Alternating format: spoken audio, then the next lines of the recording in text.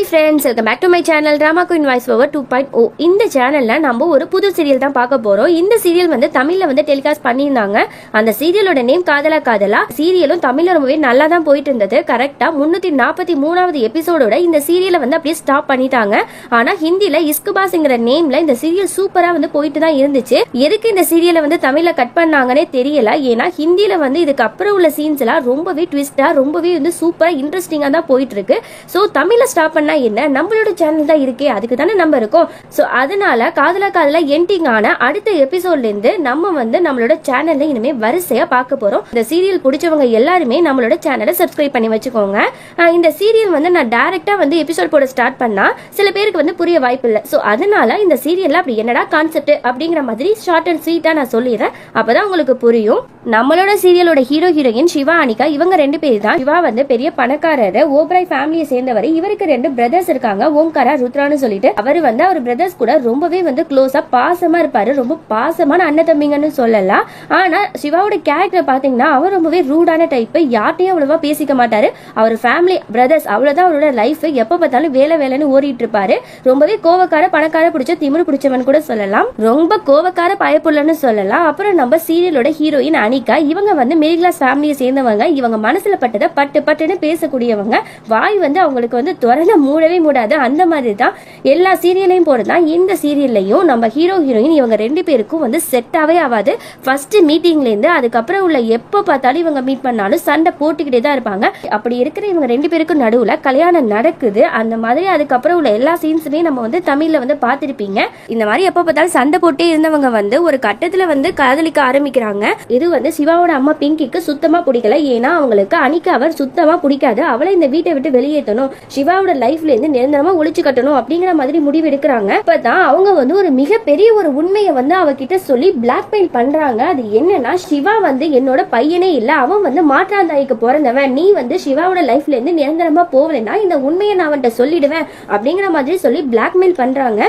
அனிகாவுக்கு நல்லாவே தெரியும் சிவாக்கு வந்து அவர் குடும்பத்தா எல்லாம் அப்படிங்கிற மாதிரி. இந்த உண்மை சிவாக்கு தெரிஞ்சா அவரால் தாங்க முடியாது அப்படிங்கிற உண்மையும் உங்களுக்கு நல்லாவே தெரியும். அதனால வேற வழியே இல்லாம சிவாவை விட்டு பிரியணும் அப்படிங்கிற மாதிரி முடிவு எடுக்கிறாங்க. அதுக்கு முதல்ல சிவா வந்து தன் மேல கோவப்படணும் அப்படிங்கிறதுக்காக ஒரு பெரிய ஃபங்க்ஷன் நடக்குது. அதுல என்ன சொல்றாங்கன்னா, அவரோட பிரதர் ஓம்காரா இருக்கார்ல, இவர் தான் மாற்றாந்தாய்க்கு பிறந்தவர், இந்த ஓப்ராயோட வாரிசு இவர் இல்ல அப்படிங்கிற மாதிரி சொல்லிடுறாங்க. அது பிரஸ் பீப்புள் முன்னாடி. இதெல்லாம் கேட்ட சிவாக்கு செம்ம கோவம் வருது.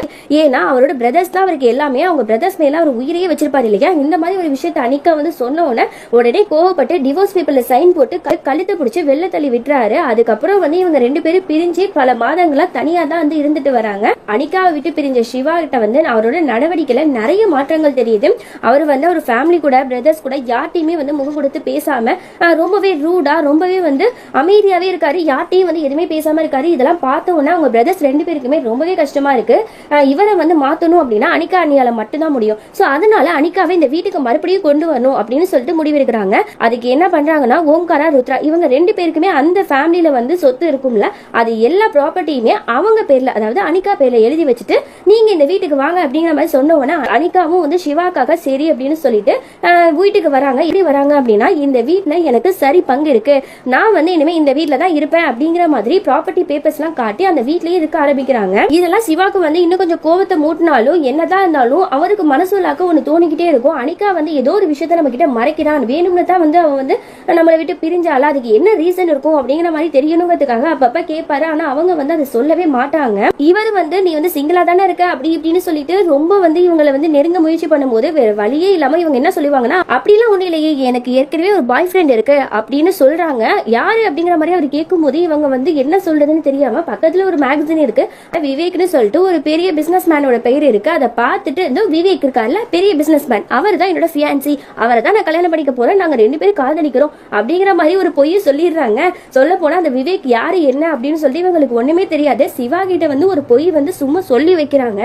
ஆனா இதை சிவா வந்து ரொம்பவே வந்து சீரியஸா எடுத்துக்க ஆரம்பிக்கிறாரு. ஒரு நாள் என்ன பண்ணிடுறாரு, அந்த விவேக்க வீட்டுக்கே கூட்டு வந்துடுறாரு. நீ தானே சொன்ன இவரை தான் நீ கல்யாணம் பண்ணிக்க போற, இவர் தான் உன்னோட பாய் ஃப்ரெண்ட் ஃபியான்சி எல்லாம் சொன்னல, சோ இதோ உன்னோட விவேக்க வந்து நானே கூட்டு வந்துட்டேன், சோ நாளைக்கு உங்க 2 பேருக்கு என்கேஜ்மெண்ட் அப்படிங்கிற மாதிரி ஒரு குண்டை தூக்கி போடுறாரு. இதை கேட்டவனா அனிகா அப்படியே வந்து ஷாக் ஆகி நிக்கிறாங்க. நாளைக்கு அனிகா விவேக் உங்க 2 பேருக்கு என்கேஜ்மெண்ட் அப்படின்னு சொல்லுவாருன்னு யாருமே எதிர்பார்த்திருக்க மாட்டாங்க. சோ அதனால கௌரி ருத்ரா பவ்யா இவங்க 3 பேரும் ஒரு பிளான் பிளான் போடுறாங்க. இப்போ எப்படி வந்து இந்த விவேக்கை வந்து வெளில போக சொல்றது?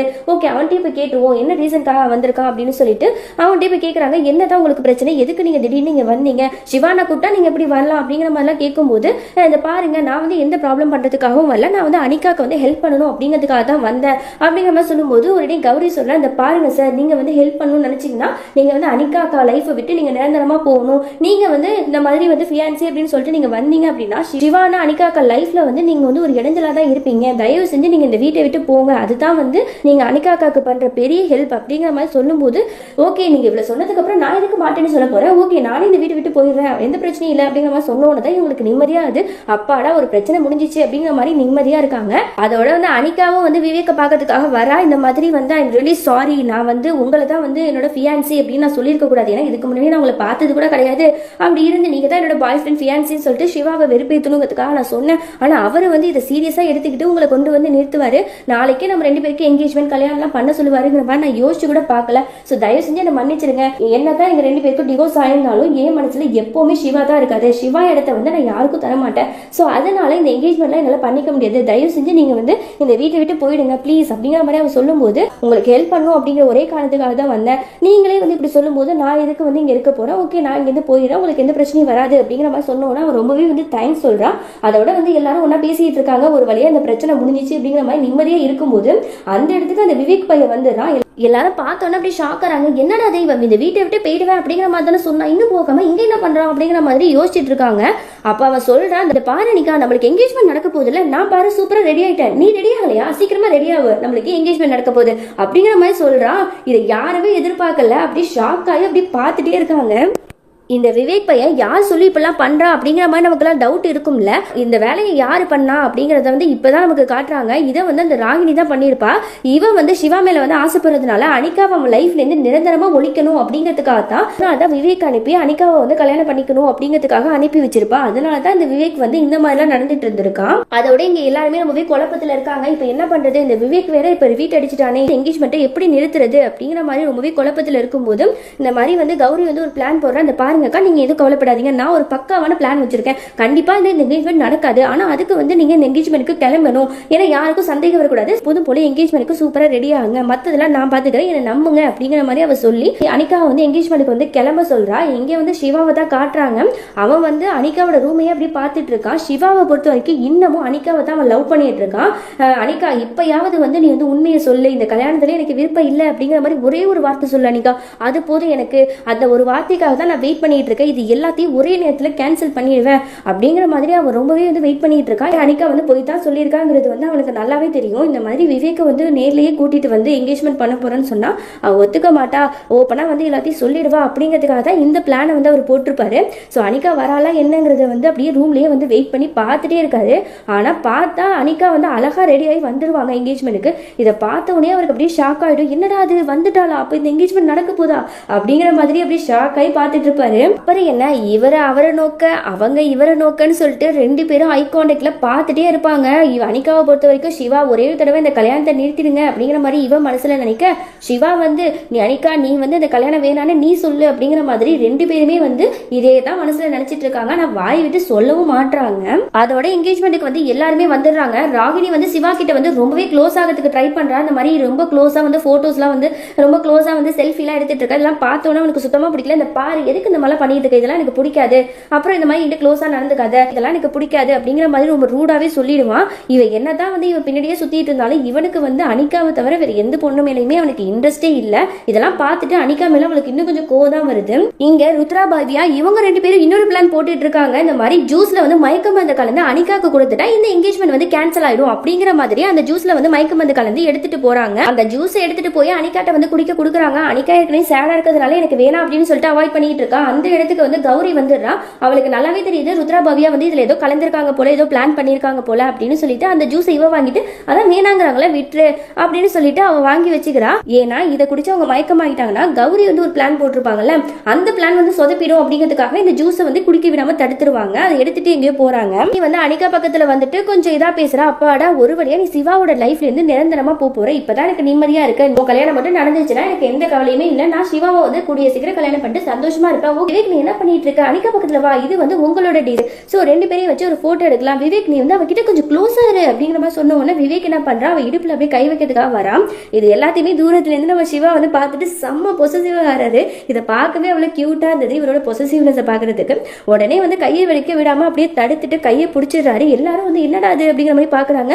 இல்ல டைம் ஆயிடுச்சுல என்கேஜ்மெண்ட்டுக்கு, இதெல்லாம் எதுக்கு பண்ணிக்கிட்டு, வாங்க நம்ம என்கேஜ்மெண்ட் ஸ்டார்ட் பண்ணலாம் அப்படிங்கிற மாதிரி பேச்சை மாத்தி விட்டுறான். அனிகா வந்து புரிஞ்சுக்கிறாங்க சிவா வந்து பொசசிவ்னஸ்ல தான் இப்பெல்லாம் பண்றாரு அப்படிங்கிற மாதிரி. அதோட வந்து ரிங்லாம் வந்து மாத்த சொல்றாங்க. அப்ப வந்து அனிகா வந்து சிவாவையே பாத்துக்கிட்டு தான் வந்து கையை வந்து கொடுக்குறாங்க. அவரும் வந்து மோதிரம் போடுறதுக்காக போகும்போது ஏற்கனவே வந்து கையில வந்து இன்னொரு ரிங் இருக்கே அப்படிங்கிற மாதிரி சொல்லும் போது தான் தெரியுது இதை வந்து சிவா தான் வந்து அனிகாக்கு வந்து போட்டு விட்டுருப்பாரு போல. அது இன்னமும் வந்து கழட்டாம அவங்க கையிலேயே வந்து போட்டு வச்சிருக்காங்க. இதெல்லாம் பார்த்தோன்னா அப்படியே ஃபீல் பண்ணி சிவாவும் அனிகாவும் 2 பேரும் அப்படியே பார்த்துட்டே இருக்காங்க. உடனே அந்த கழட்ட சொன்ன உடனே அனிகாவும் வந்து அந்த ரிங்கை கழட்டுறதுக்கு ட்ரை பண்றாங்க. இல்ல இது ரொம்பவே டைட்டா இருக்கு, என்னால கழட்ட முடியல அப்படின்னு சொல்லும் போது ரித்ரா வந்து இதா சாக்கு அப்படின்னு சொல்லிட்டு என்ன சொல்றாங்கன்னா, அதான் வந்து அவங்களால கழட்ட முடியல, எதுக்கு அவங்களை ஹர்ட் பண்ணிட்டு நம்ம வந்து என்கேஜ்மெண்ட் வந்து தள்ளி வச்சுக்கலாம் அப்படிங்கிற மாதிரி இந்த என்கேஜ்மெண்ட் வந்து எப்படியாவது வந்து ஸ்டாப் பண்ணணுங்கிற மாதிரியே பேசிட்டு இருக்கான். உடனே ராகினி வந்து சொல்றா, இல்ல இல்ல எதுக்கு பண்ணி இவ்வளவு கஷ்டப்பட்டு நம்ம இந்த என்கேஜ்மெண்ட் பண்ணிருக்கோம், இது வந்து அவங்களோட ஸ்பெஷல் டே, சோ அதனால இதெல்லாம் நிறுத்தக்கூடாது, வேற விரல்ல வந்து ரிங் போடுங்க அப்படிங்கிற மாதிரி சொன்னோன்னா அவனும் போடுறதுக்கு போறான். அதுல பார்த்தா அவ கையில ஏதோ அடிபட்டிருக்கு போல, பிளாஸ்டிக் எல்லாம் ஒட்டி வச்சிருக்கா. இதை பார்த்தோன்னே என்னடா பண்றது அப்படின்னு அவங்க யோசிச்சுட்டு இருக்கும் போதுதான் அவருடைய கௌரி சொல்றேன், எந்த பிரச்சனையும் இல்ல, நான் வந்து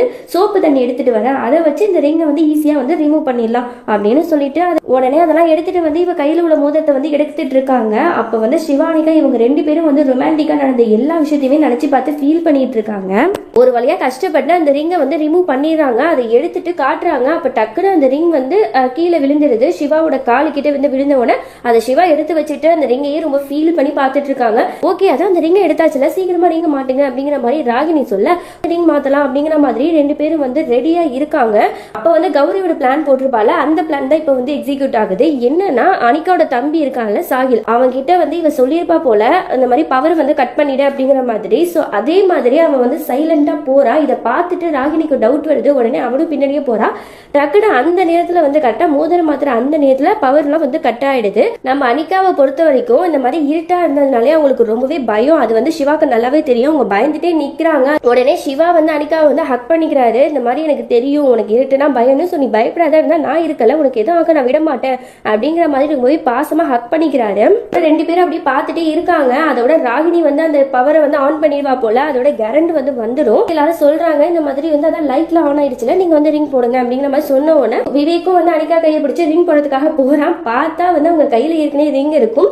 சோ அதோட வந்து கௌரி என்ன சொல்றேன்னா, பாத்தீங்களா அப்ப வந்து பவர் கட் ஆனோடனே நீங்க வந்து ரிங்லாம் வந்து மாத்திக்கிட்டீங்களா, ரொம்பவே நல்ல விஷயம் தான், அப்புறம் என்ன அப்படிங்கிற மாதிரி பேச்சை மாத்தி விட்டுறா. அதோட ராகினி பார்த்துட்டு ஓகே ஓகே விடுங்க, இப்ப வந்து அனிகாவோட டர்ன், அனிகா நீ வந்து விவேக்கு வந்து ரிங் மாத்தி விடு அப்படிங்கிற மாதிரி சொன்ன உடனே எல்லாருக்கும் ஒரு மாதிரியா ஆயிடுது. அதோட வந்து சரின்னு சொல்லிட்டு அனிகாவும் ரிங்க போறதுக்காக அப்படியே பக்கத்துல போயிட்டு ரிங்க போட போறாங்க. கௌரி வந்து வெயிட் பண்ணிட்டே இருக்காங்க, ராகினி வந்து மயக்க போட்டு விழணும் அப்படிங்கிற மாதிரி. ஏன்னா போன எபிசோட்ல ருத்ரா பவ்யா இவங்க 2 பேருமே வந்து ஜூஸ்ல வந்து மயக்கம் வந்து கலந்துருப்பாங்க இல்லையா, அந்த ஜூஸை வந்து கௌரி வந்து இங்கேயே எடுத்துட்டு போயிருப்பாங்க. அவங்க யார்கிட்ட போய் கொடுத்துருப்பாங்கன்னா ராகினிட்டு தான் போய் கொடுத்துருப்பாங்க. அதை ராகினியும் வந்து தெரியாம குடிச்சிருப்பா. சோ கொஞ்ச நேரத்துல அவ எப்படியும் வந்து மயக்க போட்டு விழுந்துருவா அப்படிங்கிற மாதிரி கௌரிக்கு நல்லாவே தெரியும். இதுதான் அவளோட பிளானா இருந்திருக்கு போல. சோ அதனால வெயிட் பண்ணிட்டு இருக்கா, எப்படா இவ மயக்க போட்டு விழுவா அப்படிங்கிற மாதிரி. கரெக்டா வந்து அனிகா ரிங் போட போற சமயத்துல அவ மயக்க போட்டு விழுந்துடுறா. அதோட என்ன அந்த என்கேஜ்மெண்ட் வந்து நடக்கல. அதோட வந்து அப்படியே ஸ்டாப் ஆயிடுது. ருத்ரா வந்து கேக்குறாங்க என்ன நடந்துட்டு இருக்கு, இந்த ராகினி வந்து எப்படி மயக்க போட்டு விழுந்தா, அப்ப இதெல்லாம் உங்க பிளான் ஆகும் போது ஆமா இதெல்லாம் என்னோட பிளான் தான், நீங்க 2 பேரும் ஜூஸ் கலந்து கொடுத்தீங்களே அதை வந்து நான் ராகினிட்ட கொடுத்துட்டு அதனால தான் அவன் மயக்க போட்டு விழுந்துட்டா. அது மட்டும் கிடையாது, சாகில்கிட்ட சொல்லி பவர் கட் பண்ண சொன்னதும் நான் தான். அப்புறம் அனிகா அக்கா கையில வந்து ரிங் இருந்துச்சு, அது வந்து அந்த விவேக் மாத்தல. அந்த சமயத்துல சிவானா தான் வந்து அனிகாக்கு வந்து இந்த ரிங்கையே போட்டு விட்டுட்டாரு அப்படிங்கிற மாதிரி சொல்லும் போது தான் இங்க காட்டுறாங்க அந்த மாதிரி பவர் கட் ஆயிருக்கும்ல. அப்ப வந்து சிவா தான் வந்து அனிகா கையில அந்த ரிங்கையே போட்டு விட்டுருப்பாரு. நம்ம நினைச்ச மாதிரி இந்த என்கேஜ்மெண்ட் வந்து நடக்கல, எப்படியோ இந்த என்கேஜ்மெண்ட் வந்து நம்ம நிறுத்திட்டோம்ல அது போதும் அப்படிங்கிற மாதிரி இவங்க 2 பேரும் செம ஜாலியா பேசிட்டு இருக்காங்க. அதோட வந்து அனிகா வந்து சிவாவை பார்க்க போறாங்க. அதோட அவங்க கையை கட்டி இது என்ன அப்படிங்கிற மாதிரி கேக்குறாங்க. என்னது இந்த ரிங்கா பார்க்கவே ரொம்ப கியூட்டா நல்லா தான் இருக்கு அப்படிங்கிற மாதிரி சொல்ல, என்ன விளையாடுறீங்களா, இந்த ரிங்கை வந்து நீங்க தானே வந்து அந்த இருட்டா இருக்கும் போது மாட்டி விட்டீங்க, எதுக்கு அந்த மாதிரி பண்ணீங்க. அதோட அவர் எதுவுமே சொல்லாம அவங்க கையை பிடிச்சா அந்த ரிங்கையே அவங்க பார்த்துட்டே இருக்காரு. இது உனக்கு ஞாபகம் இருக்கா, நம்மளோட என்கேஜ்மெண்ட்ல தான் நான் உனக்கு இந்த ரிங்கை போட்டு விட்டேன், அதெல்லாம் நீ மறந்துட்டல, ஈஸியா மூவ் ஆன் ஆயிட்டல அப்படிங்கிற மாதிரி சொல்லும் போது நீங்க என்ன சொல்லிட்டு இருக்கீங்க, ஞாபகங்களை என்னைக்குமே நம்மளால மறக்கவும் முடியாது அழிக்கவும் முடியாது, நான் வந்து அதெல்லாம் மறக்கல, ஆனா நீங்க எதுக்கு இந்த மாதிரி பண்ணீங்க, உங்களுக்கு வந்து இந்த என்கேஜ்மெண்ட்ல எதுலயுமே விருப்பம் இல்லைன்னா எதுக்கு இதெல்லாம் நடத்தணும், எதுக்கு இந்த டிராமாவை கிரியேட் பண்ணணும் அப்படிங்கிற மாதிரி சொல்லும் போது என்ன நீ பேசிட்டு இருக்க இருக்க, நான் வந்து டிராமா போட்டுட்டு இருக்கேனா? நீ தானே சொன்ன என்கிட்ட இந்த மாதிரி விவேக் வந்து என்னோட ஃபியான்சி, என்னோட பாய் ஃப்ரெண்ட் அப்படி இப்படின்னு சொல்லிட்டு இருந்தேன். ஸோ அதனால தானே நான் அவனை கூட்டிட்டு வந்தேன். அதனால தான் உனக்கு என்கேஜ்மெண்ட் பண்ணணும், கல்யாண வேலை எல்லாத்தையுமே நானே பொறுப்பேற்று பண்ணணும்னு பண்ணிட்டு இருந்தேன். எல்லாத்தையுமே நீ பண்ணிட்டு நான் தான் பண்ணணும். இப்போ ஏன் மேல பிளேம் பண்றியா? இப்போ உண்மையா சொல்லு, எனக்கு நல்லாவே தெரியும் உனக்கு இந்த கல்யாணத்துல விருப்பம் இல்லை தானே. அது ஓப்பனா சொல்ல வேண்டியதானே, மனசார சத்தியம் பண்ணி சொல்லு, உண்மையை சொல்லு அனிகா அப்படிங்கிற மாதிரி அவர் கேட்கிறாரு. ஆனா இவங்க ஒண்ணுமே சொல்லாம அமைதியா இருக்கிறாங்க. அவங்க வந்து வெளியில வந்து அந்த ரிங்கை பார்த்துட்டு அப்படியே ஃபீல் பண்ணி அழுதுட்டு இருக்காங்க. சிவாவும் அந்த ரிங்கை பார்த்துட்டு ரொம்பவே ஃபீல் பண்ணிட்டு இருக்காரு. அதோட ராகினி விவேக் இவங்க ரெண்டு பேரையும் தான் காட்டுறாங்க. அவன் வந்து விவேக் வந்து சொல்றான் இந்த மாதிரி வந்து இந்த மோதிரத்தை வந்து அனிகாக்கு போடவே இல்லை, ஆனா அவ கையில பார்த்தா ரிங் இருக்கு, எனக்கு ஒண்ணுமே புரியல அப்படிங்கிற மாதிரி சொல்லும் போது அவ கோவப்படுறா. என்னடி சொல்லிட்டு இருக்க? அப்ப நீ போடலையா? அப்ப வந்து வேற யாரும் அவ கையில போட்டிருப்பா? நீயும் அவளுக்கு ரிங் போடல, அவளும் உனக்கு ரிங் போடல. இப்ப இந்த மாதிரி வந்து இந்த என்கேஜ்மெண்ட் இப்படி சொதப்பிடிச்சே அப்படிங்கிற மாதிரி இவ ரொம்பவே வந்து ரூடா அப்படியே கத்த ஆரம்பிக்கிறா. அப்புறம் அவனும் கோவப்படுறா. என்ன நீ ஓவரா பேசிட்டு இருக்க? நான் என்ன உனக்கு சர்வெண்டா? நீயும் உன் ஃபேமிலியும் எனக்கு நிறைய ஹெல்ப் பண்ணிருக்கீங்க, அப்படி ஒரே காரணத்துக்காக தான் நீ சொன்னதுக்கு எல்லாத்தையுமே நான் தலையாட்டிட்டு இருக்கேன், அதுக்காக இந்த மாதிரிலாம் என்ன வந்து பேசக்கூடாது அப்படிங்கிற மாதிரி சொல்லும்போது ஓகே ஓகே விட, நான் ஏதோ கோவப்பட்டுட்டேன், ஆனா எப்படியாவது நீ வந்து அனிகா வந்து சிவாவோட லைஃப்ல இருந்து நிரந்தரமா வந்து போக்கணும். ஒன்று நிறைய ஃபங்க்ஷன்ஸ் எல்லாம் இருக்குல்ல, மேரேஜ் ஃபங்க்ஷன், அது எதுலையுமே எந்த விதமான சொதப்பலும் இல்லாம நல்லபடியா எல்லாமே வந்து நடந்து உங்க ரெண்டு பேரும் கல்யாணம் நடக்கணும் அப்படிங்கிற மாதிரி இங்கே வந்து அவன் பிளான் போட்டு சொல்லிட்டு இருக்கான். சிவா வந்து விவேக பார்க்கறதுக்காக வராரு. ஐம் ரியலி சாரி, நான் வந்து எல்லாத்தையுமே வந்து நான் தான் வந்து அரேஞ்ச்மெண்ட்ஸ்லாம் பண்ணினேன், ஆனால் இந்த என்கேஜ்மெண்ட் வந்து சரியா நடக்கல, நீயும் அனிகாவும் சரியா நீங்க கூட மாத்திக்கலையே அப்படிங்கிற மாதிரிலாம் அவர் சொல்லிட்டு இருக்கும் போது அந்த இடத்துக்கு ராகினி வந்து என்ன சிவா நீ சொல்லிட்டு இருக்க, அவங்க ரெண்டு பேர் தான் ரிங் மாத்திக்கிட்டாங்களே அப்படிங்கிற மாதிரி சொல்லிட்டு அவ என்ன பண்றா, சைலண்டா அவ கையில இருக்கிற அந்த ரிங்கை விவேக் கையில வந்து அப்படியே இவளே வந்து மாட்டி விட்டுறா. அவன் கையில பாரு, அவர் வந்து ரிங் வந்து போட்டிருக்காரு, அனிகா தான் வந்து இவருக்கு போட்டு விட்டுருக்கா, அதுவும் வந்து சீக்கிரட் அப்படிங்கிற மாதிரி சொல்லும் போது இவனும் வந்து புரிஞ்சுக்கிட்டு போய் சொல்றான். ஆமா ஆமா உங்களுக்கு தெரியாதா, அனிகா வந்து இந்த மாதிரி என்கேஜ்மெண்ட் வந்து சரியா நடக்கலன்னு சொல்லிட்டு ரொம்பவே ஃபீல் பண்ணிட்டு இருந்தா, அதோட வந்து வருத்தப்பட்டா, அதோட தனியா வந்து சீக்கிரட்டா வந்து நாங்க ரெண்டு பேரும் வந்து ரிங் வந்து எக்ஸ்சேஞ்ச் பண்ணிக்கிட்டோம், அவ தான் என் கையில போட்டு விட்டா பாருங்க அப்படிங்கிற மாதிரி சொல்லும் போது ராகினியும் சொல்றா ஆமா எப்ப நல்லபடியா வந்து என்கேஜ்மெண்ட் வந்து நடந்துச்சு, இது ஹவ் ரொமான்டிக், எவ்வளவு கியூட்டா இருக்குல்ல, அவங்க ரெண்டு பேரும் சீக்கிரட்டா என்கேஜ்மெண்ட் பண்ணிட்டாங்க. சிவா நீங்க வந்து கல்யாணத்துக்கான அடுத்த வேலையெல்லாம் பண்ணுங்க, நம்ம சங்கீத் ஃபங்க்ஷன் வந்து இன்னைக்கே ஸ்டார்ட் பண்ணா என்ன அப்படிங்கிற மாதிரி எல்லாம் பேசிட்டு இருக்கா. சிவாக்கு வந்து இந்த மாதிரி சொன்ன உடனே அவனுக்கு மனசே ஒரு மாதிரி ஆயிடுது. அப்ப அனிகா தான் கையில இந்த ரிங்க போட்டு விட்டாளா அப்படிங்கிற மாதிரி கேட்கும்போது ஆமா அப்படிங்கிற மாதிரி அவன் சொன்ன உடனே எனக்கு ரொம்பவே கஷ்டமாயிடுது. இங்க அனிகா வந்து ரொம்ப ஃபீல் பண்ணி அவர்கிட்ட பேசிட்டு இருக்கா. ஒரு வழியா இந்த என்கேஜ்மெண்ட் வந்து ஸ்டாப் பண்ணியாச்சா, கல்யாண ஃபங்க்ஷன்ஸ் எல்லாம் வந்துட்டா என்ன பண்றது, இந்த கல்யாணத்தை எப்படி ஸ்டாப் பண்றது அப்படிங்கிற மாதிரி இங்க பேசிட்டு இருக்கா. அக்கா நீங்க அதை பத்தி எல்லாம் கவலைப்படாதீங்க, இந்த என்கேஜ்மெண்ட் எப்படி நான் ஸ்டாப் பண்ண பாத்தீங்களா, அதே மாதிரி இந்த கல்யாணத்தையும் நான் சூப்பரா ஸ்டாப் பண்ணிடுவேன், நீங்க வந்து கவலைப்படாதீங்க, உங்க தங்கச்சி நான் இருக்கும்போது நீங்க கவலைப்படுறீங்க அப்படிங்கிற மாதிரி பேசிட்டு இருக்கும்போது அந்த இடத்துக்கு சிவா வந்துடுறான். மாதிரி வந்து உனக்கும் விவேக்குக்கும் கல்யாண ஃபங்க்ஷன் எல்லாம் நடக்க போகுது, சோ இன்னைக்கு சங்கீத் ஃபங்க்ஷன் நடக்க போகுது, சோ அதுக்காக ரெடி ஆகிடு, அது சொல்றதுக்காக தான் வந்தா, ஏன்னா இந்த கல்யாண அரேஞ்ச்மெண்ட்ஸ் எல்லாத்தையுமே நான் தான் பாக்குறேன், இதை உங்ககிட்ட இன்ஃபார்ம் பண்ணணும் அப்படிங்கிறதுக்காக தான் நான் வந்தேன் அப்படிங்கிற மாதிரி சொன்ன உடனே இவளுக்கு ரொம்பவே கஷ்டமாயிடுது. ஐயோ அடுத்த ஃபங்க்ஷனை ஸ்டார்ட் பண்ணிட்டானா அப்படிங்கிற மாதிரி சங்கீத் ஃபங்க்ஷனுக்காக கிளம்பிட்டு இருக்கா. சிவா பார்த்துட்டு செம கடுப்பாகிறான். ஆமா என்ன எதுக்குள்ள கிளம்பியாச்சு அப்படிங்கும்போது ஆமா என்னோட கல்யாணத்துல நான் ரொம்பவே எக்ஸைட்டிங்கா இருக்கேன், அதனால தான் சீக்கிரமா கிளம்பிட்டேன், அது மட்டும் இல்ல நான் இப்பவே போய் அனிகாவை போய் பார்க்கணும், அவன் கண்டிப்பா ரொம்பவே அழகா இருப்பா, சோ நான் அவளை போய் பார்த்துட்டு வந்துடுறேன் அப்படிங்கிற மாதிரி சொல்லும் போது இவ தடுக்கிறா. என்ன நீ எதுக்கு இப்பெல்லாம் போயிட்டு இருக்க, இன்னும் கல்யாணமே நடக்கல அதுக்குள்ள நீ அவ பின்னாடி சுத்த ஆரம்பிச்சிட்டியா, அது மட்டும் இல்ல நம்மள ஆம்பளைங்க கெத்தா இருக்கணும், பொண்ணுங்களை தான் நம்ம பின்னாடி சுத்த வைக்கணும் அப்படிங்கிற மாதிரி சொல்றான். சோ அதனால போவேனா அப்படிங்கிற மாதிரி தடுக்கிறேன். இதுல என்ன இருக்கு சிவா, நான் அவளை கல்யாணம் பண்ணிக்க போறேன், என் அனிகாவை நான் பார்த்தே ஆகணும், நான் போயே ஆகுவேன் அப்படிங்கிற மாதிரி அவ பிடிவாத பிடிக்க இவன் கடுப்பாய் வேணுக்குன்னு ஐயோ காலரை பாரு அப்படின்னு சொல்லிட்டு வேணுக்குன்னு அவன் காலரை பிடிச்சு இழுக்கிற மாதிரி இழுக்கிறான்.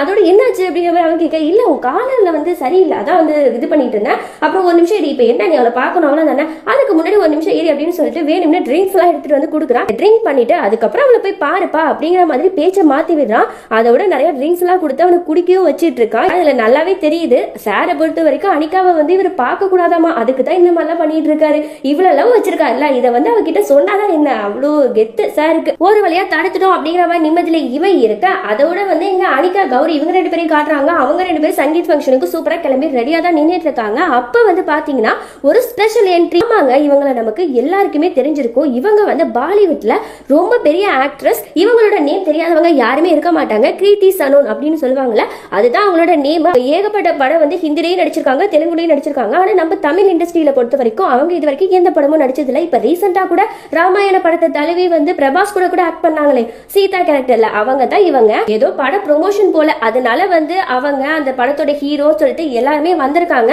அதோட கௌரியோட ஃப்ரெண்ட் மாதிரி வந்திருக்காங்க. கௌரி எல்லாம் வந்து ரொம்பவே ஜாலியா ரொம்பவே எக்ஸைட்டிங்கா வந்து அவங்க எல்லாம் வரவேற்றுட்டு இருக்காங்க. அனிகா கௌரி இவங்க எல்லாம் வந்து நல்லா ஹாப்பியா பேசிட்டு இருக்காங்க. சிவாவை பார்க்கறதுக்காக அதுக்காக அனிகா வரா. சிவா வந்து எப்பவுமே வந்து அவருக்கு சமையல்லாம் ரொம்பவே பிடிக்கும்ல, ஸோ அதனால வந்து அவரே வந்து சமைச்சிட்டு இருக்காரு. அந்த நேரத்துல அனிகா வந்து பேசுறதுக்காக வராங்க. நீங்க என்னதான் நினைச்சிட்டு இருக்கீங்க, இந்த கல்யாணத்தை வந்து எதுக்கு நடத்தணும் அப்படிங்கிற மாதிரி இவ்வளவு பிடிவாத பிடிக்கிறீங்க, எனக்கு நல்லாவே தெரியும் இந்த கல்யாணம் நடக்கிறது உங்களுக்கு விருப்பம் இல்லை. அப்படி இருக்கும்போது எதுக்கு வந்து இதெல்லாம் நடக்கணும்னு நினைக்கிறீங்க, இது நடக்கிறதுனால உங்களுக்கும் வந்து சந்தோஷம் இல்லை, எனக்கும் சந்தோஷம் இல்லை. அப்படி இருக்கும்போது எதுக்குங்க இந்த மாதிரிலாம் பண்றீங்க அப்படிங்கிற மாதிரி அவ கேட்க, இந்த பாரு அனிகா, இது ஒண்ணு நான் ஒண்ணு ஏன் விருப்பப்படி பண்ணல, ஃபர்ஸ்ட் நீ தானே சொன்ன, அதனாலதான் வந்து ஓ சந்தோஷத்துக்காக தான் நான் வந்து இதெல்லாம் பண்ணிட்டு இருக்கேன். அது மட்டும் இல்லாம நீ வந்து இதுல சந்தோஷமா இல்லையா, அப்ப நீ வந்து இந்த கல்யாணம் உனக்கு வேணும் வேணாமா அப்படின்னு நீ என்கிட்ட ஓப்பனா சொல்ல வேண்டியதானே அப்படிங்கிற மாதிரி அவன் கேட்க, ஆமாங்க எனக்கு இந்த கல்யாணத்துல விருப்பம் இல்லை, எனக்கு நல்லாவே தெரியும் உங்களுக்கு இதுல சுத்தமா விருப்பம் இல்லைன்னு. அப்படி இருக்கும்போது இந்த கல்யாணம் நடக்க வேண்டிய அவசியமே இல்லை, இப்பவே இதை கேன்சல் பண்ணிடுங்க அப்படிங்கிற மாதிரி சொன்னவனே சிவாக்கு அப்படியே செம ஹாப்பியா ஆகுது. ஆனா ஃபேஸ்ல காட்டிக்காம, ஓ அப்ப இதை கேன்சல் பண்ணிடுவா இப்பவே அப்படிங்கிற மாதிரி சொல்லும்போது, ஆமா அப்படிங்கிற மாதிரி சொன்னோன்னே ரெண்டு பேரும் வேகமா போறாங்க இந்த கல்யாணத்தை கேன்சல் பண்ணலான்னு.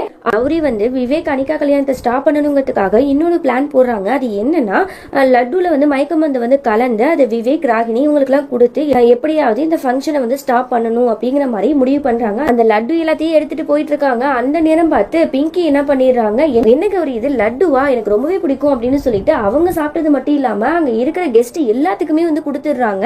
எல்லாருமே அதை சாப்பிட்டு அப்படியே மயக்க போட்டு விழுந்துடுறாங்க. தெரியாம கௌரிக்கும் வந்து அவங்க ஊட்டி விட்டுடுறாங்க. சோ மொத்தத்துல எல்லாருமே அப்படியே மயக்க போட்டு விழுந்து கிடக்காங்க. அப்பதான் வந்து ராகினிக்கு வந்து லைட்டா வந்து மயக்கம் தெரியுது. என்னடா அது அப்படின்னு சொல்லிட்டு அவங்க எந்திரிக்கிறாங்க. பார்த்தா எல்லாரும் மயக்க போட்டு விழுந்து கிடக்காங்க. பக்கத்துல விவேக்கும் வந்து மயக்க போட்டு விழுந்திருக்கா. என்ன விவேக் என்ன பண்ணிட்டு இருக்க, எந்திரி அப்படிங்கிற மாதிரி சொல்லிட்டு, நீ என்ன நடந்துட்டு இருக்குன்னு எனக்கு ஒண்ணுமே புரியல, அந்த கௌரி வந்து ஏதோ வந்து லட்டு கொடுத்தவங்கள அதுலதான் நம்ம மயக்க போட்டு விழுந்துட்டு போல, இப்ப வந்து நம்மளோட பிளான் எல்லாம் சொதப்ப போகுது, நீ வந்து எப்படியாவது சிவாவையும் அனிகாவையும் பிரிப்பேன்னு பார்த்தா நீ இப்படி மயக்க போட்டு விழுந்து கிடக்குற, நீ என்ன பண்ணுவே ஏது பண்ணுவேன்னா எனக்கு தெரியாது, எப்படியாவது அனிகாவை கல்யாணம் பண்ணிக்க அப்படிங்கிற மாதிரி அவ சொல்ல, அவனும் சரின்னு சொல்லிட்டு அங்க இருந்து போயிடுறான். அதோட வந்து கௌரியை காட்டுறாங்க. அவளும் வந்து அதை சாப்பிட்டுட்டு மயக்க போட்டு விழுந்து கிடப்பா போல. அதோட வந்து தடுமாறி எந்திரிச்சு பாக்குறா. பார்த்தா வந்து அங்க ஓம் நிக்கிற மாதிரி இருக்கு. ஓம்காராவா, இவர் எப்படி இங்க வந்தாரு, இதெல்லாம் நம்மளோட கனவா இருக்கும் சொல்லிட்டு அவளே நினைச்சுக்கிறா. அதோட ஓம்காரா வந்து இவ பக்கத்துல வந்து உட்கார்ந்து இருக்காரு. இதை பார்த்தோம்னா உங்களுக்கு என்ன சொல்றதுன்னே தெரியல. பரவாயில்லையே, என்னோட புருஷன் வந்து கனவுல கூட அழகாதான் இருக்காரு அப்படிங்கிற மாதிரி அவ அப்படியே பார்த்துட்டு இருக்க. எக்ஸ்கியூஸ் மீ, இது ஒண்ணு கனவு இல்ல, நான் உண்மையா தான் வந்திருக்கேன் அப்படிங்கிற மாதிரி அவன் சொல்லு. என்ன சொல்றீங்க, அப்ப இது கனவு இல்லையா அப்படின்னு சொல்லிட்டு அவனை தட்டி பாக்குறா. ஆமா இது கனவு இல்லைங்கிறத புரிஞ்சுக்கிறான். அப்பதான் வந்து ஓமி வந்து என்னாச்சு, எதுக்கு இந்த மாதிரிலாம் இருக்கு அப்படிங்கிற மாதிரி கேட்கும்போது அவ எல்லாத்தையும் சொல்றா. இந்த மாதிரி இந்த கல்யாணத்தை நிறுத்தணுங்கிறதுக்காக நான் வந்து லட்டுல மயக்கம் வந்து கலந்தேன். ஆனா பிங்கி ஆண்டி வந்து அது எல்லாத்துக்குமே கொடுத்துட்டாங்க, எனக்கு வேற ஊட்டி விட்டுட்டாங்க. அதனால இந்த பிளானே வந்து சொதப்பிடுச்சு, எல்லாரும் வந்து மயக்க போட்டு விழுந்துட்டாங்க, எப்படியாவது இந்த கல்யாணத்தை நிறுத்தணும், என்ன பண்றதுன்னே தெரியல, நான் போய் அனிகாக்காவை பார்க்க போறேன் அப்படின்னு சொல்லிட்டு அவ வேகமா போய் பார்க்க போகும்போது அப்படியே தடுமாறி விழ போறா. அப்படியே நம்ம ஓம் வந்து அப்படியே கேட்ச் பண்ணிடுறாரு. அப்புறம் ரொமான்டிக்கா ரெண்டு பேரும் பார்த்துட்டு இருக்காங்க. அவங்க ரெண்டு பேருக்கு நடுவில் இருந்த ரொமான்டிக்கான சீன்ஸும் அப்படியே வந்து ஓடுது. அதோட ஓம் சொல்றாரு, நீ வந்து ரொம்பவே மயக்கமா இருக்க, அதனால நீ வந்து போவாத, நான் போய் வந்து இந்த பிளான் எல்லாம் பாத்துக்கிறேன், அனிகா கிட்ட போய் நான் போய் பேசுறேன் அப்படிங்கிற மாதிரி சொல்லும்போது, ஓகே நம்ம ரெண்டு பேருமே பண்ணலாங்க அப்படின்னு சொல்லிட்டு என்ன பண்றாங்க, சிசிடிவி ஃபுட்டேஜ் வந்து பாக்குறாங்க. அனிகாவும் சிவாவும் எங்க தான் இருக்காங்க அப்படின்னு சொல்லிட்டு பார்க்கும்போது லாஸ்டா வந்து அனிகாவும் சிவா ரெண்டு பேருமே வந்து கிச்சன்ல வந்து பேசிட்டு இருந்திருப்பாங்க, இந்த கல்யாணத்தை வந்து ஸ்டாப் பண்ணிடலாம் அப்படிங்கிற மாதிரி. ஆனா சிசிடிவி ஃபுட்டேஜ்ல இவங்க பேசுனதெல்லாம் வந்து அவங்களுக்கு தெரியாது. அவங்க ரெண்டு பேரும் ஏதோ ஒன்று எமோஷனலா பேசிட்டு இருக்காங்க, அது மட்டும் தான் தெரியுது. இவங்க ரெண்டு பேரும் என்ன பேசியிருப்பாங்க அப்படிங்கிற மாதிரி இவங்க ரெண்டு பேரும் அப்படியே யோசிச்சுட்டு இருக்காங்க. அதோட ரெண்டு பேரும் முடிவு பண்றாங்க, ஓம் வந்து அனிகாவை பார்க்க போறா, அதே மாதிரி கௌரி வந்து சிவாவை போய் பார்க்கலாம் அப்படிங்கிற மாதிரி முடிவு பண்றாங்க. இங்க சிவா அனிகா இவங்க ரெண்டு பேருமே வந்து ரொம்பவே சந்தோஷமா இருக்காங்க. இந்த கல்யாணத்தை நம்ம ஸ்டாப் பண்ண போறோம், பாதி ஆர்டரை நான் கேன்சல் பண்ணேன், டெக்கரேஷன் ஆர்டர்லாம் நீங்க கேன்சல் பண்ணுங்க அப்படின்னு சொல்லிட்டு ரெண்டு பேரும் இந்த கல்யாணத்தை ஸ்டாப் பண்றதுக்கான வேலையெல்லாம் ஸ்டார்ட் பண்ண ஆரம்பிச்சுட்டாங்க. இந்த மாதிரி வந்து போன்லயே வந்து எல்லா ஆர்டரையுமே, அதாவது டெக்கரேஷனுக்கான சமையலுக்கான எல்லா ஆர்டரையுமே வந்து கேன்சல் பண்ணிட்டு இருக்காங்க. அப்போ வந்து ஓம் கௌரி இவங்க ரெண்டு பேரும் வந்து அவங்க போன்ல பேசிட்டு இருக்கிறத வந்து கேட்டுறாங்க. ஆனா இவங்க தப்பா புரிஞ்சுக்கிறாங்க. என்ன நினைச்சுக்கிறாங்கன்னா, அதாவது நாளைக்கு நடக்க போற ஃபங்க்ஷனை வந்து இன்னைக்கே வந்து இவங்க பண்றாங்க, அப்ப சீக்கிரமா வந்து கல்யாணம் நடக்க போகுது அப்படிங்கிற மாதிரி தப்பா புரிஞ்சுக்கிறாங்க.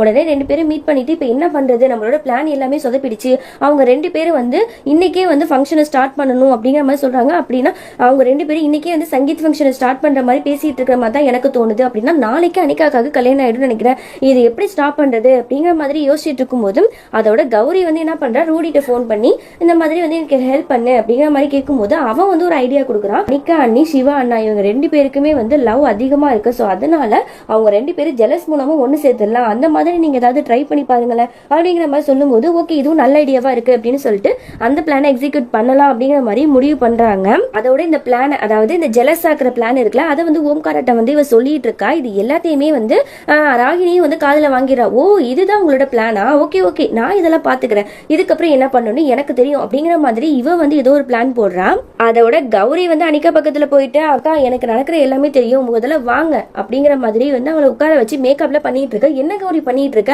அப்படிங்கிற மாதிரி இவ வந்து இந்த கல்யாணம் ஸ்டாப் பண்ண போறங்கிற விஷயத்த சொல்ல வர, ஆனா அவ பேசவே விடாம மேக்கப் வந்து போட்டு விட்டுட்டே இருக்கா. அந்த நேரத்துல ராகினி வந்துடுறா. என்னாச்சு ஃபங்க்ஷனுக்கு 2 பேரும் கிளம்பிட்டு இருக்கீங்களா அப்படிங்கிற மாதிரி கேட்கும்போது ஐயோ இந்த தொல்லை தாங்க முடியல, கண்ட நேரத்துல வந்து டிஸ்டர்ப் பண்ணிட்டு இருக்கோம் அப்படிங்கிற மாதிரி வேணும்னே வந்து இவளை இன்சல்ட் படுத்துற மாதிரி கௌரி பேச, உடனே வந்து அவ கோவப்பட்டு என்ன பண்றா, கௌரி வந்து அனிகாக்கு காஜல் போட்டுட்டு இருக்காங்களா, அந்த நேரத்துல அடிக்கிற மாதிரி கையை தட்டுறாங்க. அந்த அதிர்ச்சியில அப்படி இந்த நேரத்துல அவங்களோட ஐலைனர் வந்து அப்படியே ஃபேஸ்ல எல்லாம் அப்படியே கோடு போட்ட மாதிரி அசிங்கமா ஆயிடுது. வந்து கௌரிக்கு ரொம்ப கோவம் வருது. உங்களுக்கு என்ன பைத்தியமா, நாங்க வந்து மேக்கப் பண்ணிட்டு இருக்கோம், தெரியல உங்களுக்கு, எதுக்கு இந்த மாதிரி பண்ணிட்டு இருக்கீங்க, உங்களுக்கு எல்லாம் வேலையே இல்லையா, உங்கள யார் இங்க கூப்பிட்டா அப்படிங்கிற மாதிரி ரொம்பவே கோவமா பேசிடுறா. அனிகா சமாதானப்படுத்தி பரவாயில்ல விடு கௌரி பாத்துக்கலாம் அப்படிங்கிற மாதிரி சொல்லிட்டு இவ ஃபேஸ் வாஷ் பண்றதுக்காக போயிடுறா. அதோட கௌரிக்கு வந்து ஓம் வந்து கால் பண்றா, அதனால இவளும் போயிடுறா. அதுக்குள்ள வந்து ஓம்கார வந்து சிவா கிட்ட போயிட்டு ட்ரெஸ் எல்லாம் வந்து கொடுக்குறா. அந்த சங்கீத் ஃபங்க்ஷனுக்கான ட்ரெஸ் எல்லாம் வந்து கொடுத்து இதை நீ போட்டுட்டு வா அப்படிங்கிற மாதிரி சொல்லும்போது அவனும் வந்து சொல்றதுக்கு வர, அந்த மாதிரி நாங்க கல்யாணத்தை ஸ்டாப் பண்ண தான் போறோம் அப்படிங்கிற மாதிரி சொல்ல வரும்போது அது எதையுமே பேச விடாம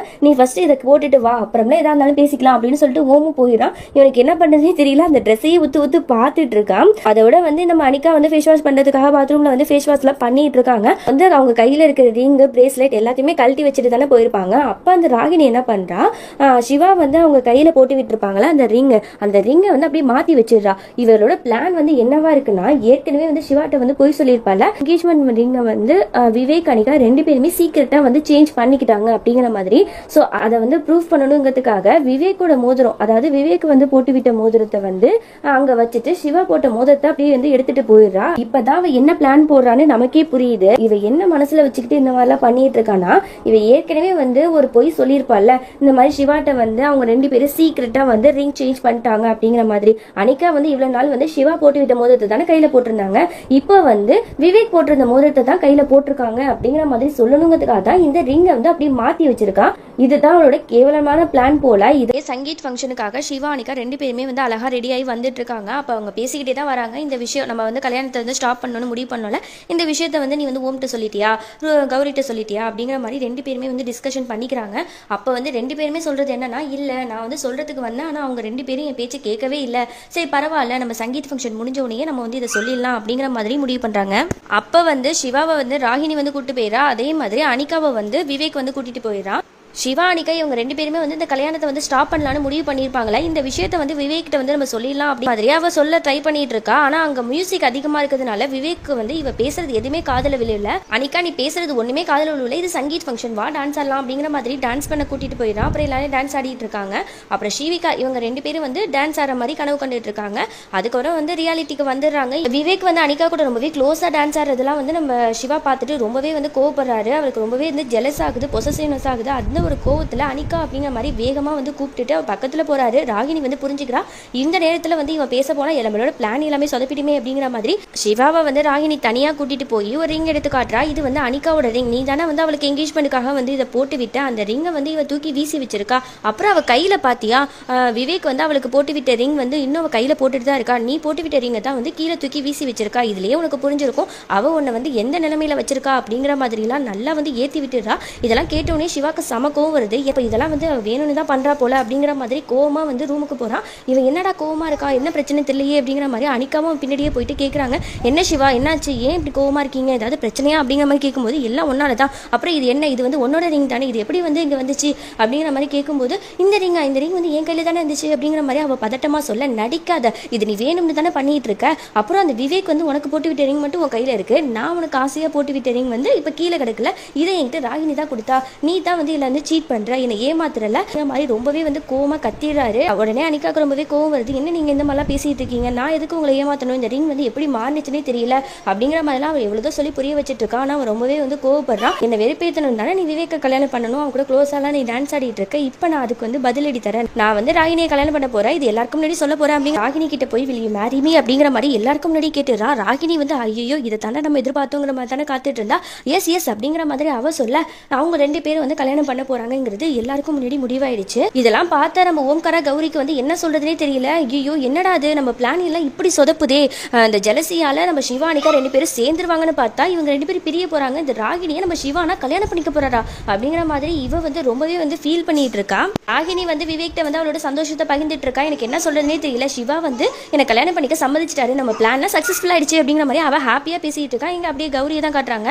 இந்த ஜலசி பிளானை வந்து கொடுத்ததே ருத்ரா தானே, இந்த மாதிரி எல்லாத்தையும் சொல்லிட்டு இருக்கா. நீ சொன்ன மாதிரி தான் நான் எல்லாத்தையும் பிளான் பண்ணேன், கடைசியில வந்து ராகினியை வந்து சிவா வந்து கல்யாணம் பண்ணிக்க போறேங்கிற மாதிரி சொல்லிட்டாரு, எனக்கு என்ன பண்றதுனே தெரியல, ஏதாவது ஒரு பிளான் கொடு அப்படிங்கிற மாதிரிலாம் கேட்டுட்டு இருக்காங்க. சரி இந்த பிரச்சனை எல்லாம் எப்படி நடந்துச்சு அப்படிங்கிற மாதிரி கேட்கும்போது இந்த மாதிரி ரிங் வந்து மாறிடுச்சு அப்படிங்கிற மாதிரி அந்த கதையெல்லாம் சொல்லிட்டு இருக்கா. அப்பதான் வந்து கௌரி லைட்டா யோசிச்சு பார்க்கறா, எப்படி ரிங் மாறி இருக்கும், நம்ம அனிகாக்கா கண்டிப்பா வந்து இந்த ரிங்கை கழட்டி இருக்க மாட்டாங்க, நானும் அனிகாக்காவும் ரூம்ல இருக்கும்போது அந்த இடத்துக்கு வந்து அந்த ராகினி வந்தாலே ஒருவேளை அவளோட பிளானா தான் இருக்கும், அவ தான் அந்த ரிங்கை மாத்தி வச்சிருக்கா, சிவானன்ட்ட ஏத்தி விட்டுருக்கா அப்படிங்கிற மாதிரி அவரே வந்து கெஸ் பண்ணிடுறா.